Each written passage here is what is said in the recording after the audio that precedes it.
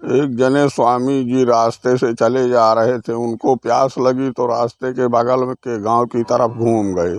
पहले ही घर गए और जय सीताराम करके जल पिलाने की आवाज़ लगाई। घर से पति पत्नी निकले।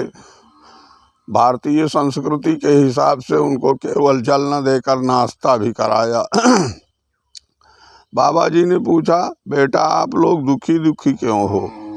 पति पत्नी हाथ जोड़कर बोले, बाबा जी हमारे पास सब कुछ है, घर दरवाज़ा, पति पत्नी तो हैं ही, गाड़ी घोड़ा खेती पाती सब कुछ है, सिर्फ संतान नहीं है, न बेटी है न बेटा है। तो स्वामी जी ने कहा, चलो हम कोई परमात्मा तो है नहीं, लेकिन आपको संतान प्राप्त हो इसके लिए हम बाबा बैजनाथ धाम में दिया जलाने जाएंगे।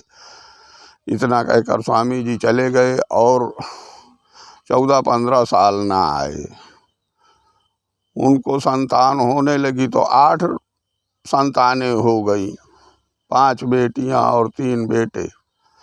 कुदरती बाबा जी उसी तरफ से 14 साल बाद गुजरे तो ध्यान आया, यहाँ हम कुछ कहकर गए थे, चलो देख लेते हैं। बाबा जी उधर गए, फिर घर गए, उसी घर में फिर आवाज़ लगाया तो सिर्फ पत्नी निकली। स्वामी जी ने पूछा, बेटा आपके पतिदेव कहाँ गए हुए हैं? पत्नी ने बाबा को पहचान लिया और वो गुस्से में आकर बोली, वो भी बैजनाथ धाम गए हुए। स्वामी जी ने कहा, वो क्या करने गए हैं? तो उसने कहा, वो दिया बुझाने गए हैं, पता नहीं कैसा दिया जलाया। बच्चे पैदा होना ही बंद नहीं होते। एक दूध पी रहा है, दूसरा पेट में दूसरा दूध पी रहा है, तीसरा पेट में तीसरा दूध पी रहा है, चौथा पता नहीं कैसा दिया जला दिया।